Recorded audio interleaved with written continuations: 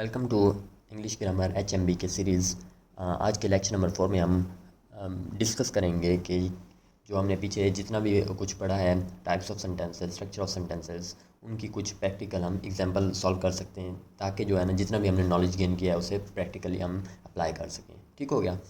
और सबसे पहले नंबर 1 है the earth moves around the earth. ये कौन सा सेंटेंस है? क्या इम्पेरेटिव है, डेक्लरेटिव है या इंट्रोगेटिव है?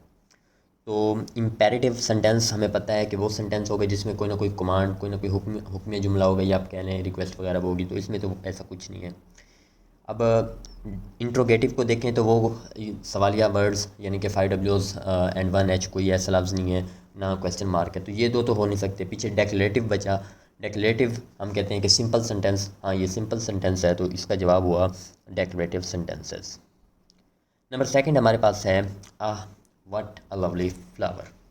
इसमें अगर हम देखें जो एक्सक्लेमेशन मार्क है ये हमें शो कर रहा है कि ये एक्सक्लेमेटरी सेंटेंस है, तो ये कौन सा हो गया?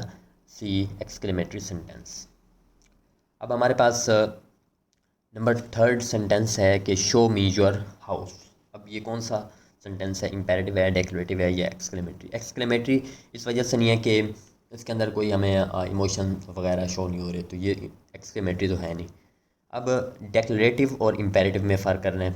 अब डेक्लरेटिव वो सेंटेंस होगा जो आप कह लें कि सिंपल है। अच्छा, इम्पेरेटिव तो ये दोनों हो सकते हैं, इम्पेरेटिव हुक्म या इम्पेरेटिव भी हो सकता है और डेक्लरेटिव भी हो सकता है। ठीक हो गया।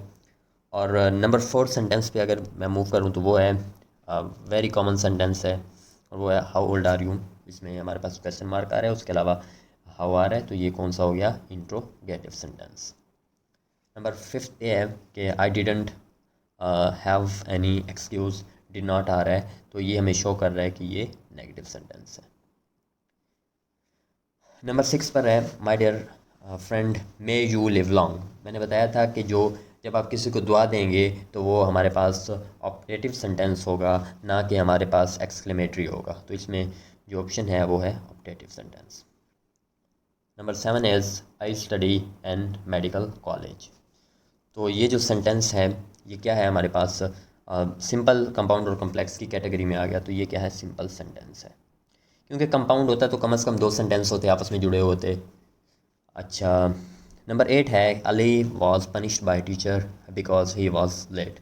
अब देखिए ये सिंपल सेंटेंस नहीं है। क्यों? क्योंकि इसके अंदर ये जो बिकॉज आ रहा है, ठीक हो गया, ये 2 सेंटेंसेस हैं, एक ही वॉज लेट और एक है Ali is punished was punished by teacher. ये 2 सेंटेंस है तो सिंपल है नहीं, और उसके बाद ज्वाइनिंग वर्ड भी आ रहा है। अब हमने देखना है कि आया कि ये कंपाउंड है या कॉम्प्लेक्स है। तो देखिए कॉम्प्लेक्स नहीं हो सकता। वो क्यों नहीं हो सकता? क्योंकि कंपाउंड जो सेंटेंस थे वो मैंने निमोनिक आपको बताया था फैन बॉयज़।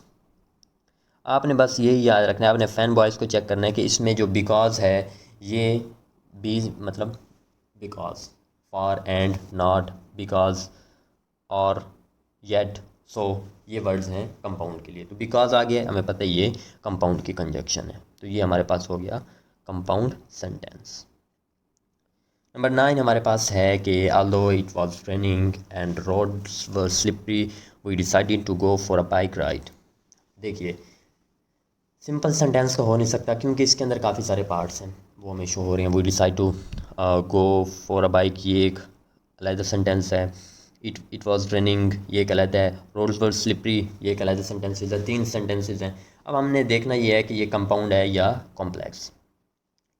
अच्छा जी, अब हम कैसे देखेंगे? कंपाउंड के लिए वही मैंने कहा, आपने फैन बॉयज़ देखना है। ये जो आल्दो है ये क्या है? ये आल्दो जो वर्ड है ये दरअसल कंजंक्शन है, जो कि इसमें फर्स्ट यूज़ हो रहा है। 2 सेंटेंसेस या 3 सेंटेंसेस, एक इनमें आल्दो यूज़ हो रहा है और जो दूसरा है एंड यूज़ हो रहा है। ठीक हो गया। तो इसमें आप देखें आल्दो आ गया, तो ये कंपाउंड की कैटेगरी में तो आल्दो का कहीं नाम ही नहीं है। सॉरी, कंपाउंड की कैटेगरी में तो fan boys, for and, not, but, also हैं, तो उसमें तो आल्दो नहीं है, तो लाजमी बात है ये कंपाउंड नहीं है तो कॉम्प्लेक्स सेंटेंस होगा। थोड़ा चीज़ों को ना अपने ट्रिक्स यूज़ करने होते हैं तो इजी हो जाता है। बस आपने फैन बॉयज़ याद रखना है कि ये जब आ जाएंगे किसी भी सेंटेंस में तो कंपाउंड है, अगर ये नहीं आया तो समझ लीजिए कॉम्प्लेक्स है, चाहे आल दो आए चाहे कोई और लफ्ज़ आ जाए, तो आपको इस चीज़ से कोई मसला नहीं होना चाहिए। नंबर 10 हमारे पास सेंटेंस है, if I want to get good grades I will have to study more. अब इसमें हमने क्या देखना है कि ये आया कि सेंटेंस सिंपल है, कंपाउंड है, कॉम्प्लेक्स है। पहली बात, सिंपल नहीं हो सकता क्योंकि हमें पता है कि इसके अंदर जो है ना अ, एक सेंटेंस तो है नहीं, तो सिंपल तो है नहीं। अब देखना है कि कंपाउंड या कॉम्प्लेक्स, वही बात, हम कंपाउंड या कॉम्प्लेक्स के लिए कौन सा देखेंगे, जो इसके अंदर कंजंक्शन यूज़ हो रहा होगा, जो दो वर्ड्सों जो दो सेंटेंसेस को आपस में जोड़ रहा है, और वो है इफ़। तो इफ़ क्या है, इसको अब हमने देखना है कि इफ़ जो है ना वो फैन बॉयज़ में आता है, नहीं आता, नहीं वो नहीं आ रहा, तो वो कंपाउंड नहीं है, तो पीछे कौन सा बचा, कॉम्प्लेक्स। इस वजह से ये कॉम्प्लेक्स सेंटेंस है। सो इजी हो गया, जो आपको आई थिंक समझ आ गई होगी। और इस तरह प्रैक्टिस करने से जो है ना, जितना भी बंदा पढ़ता है तो उससे इतना जो है ना नहीं सीख पाता, जितनी प्रैक्टिस, जो MCQs जितने आप देखेंगे तो इंशाल्लाह बेहतरी हो जाएगी। Please subscribe this channel and like the video. Thanks for watching video. अल्लाह हाफिज़।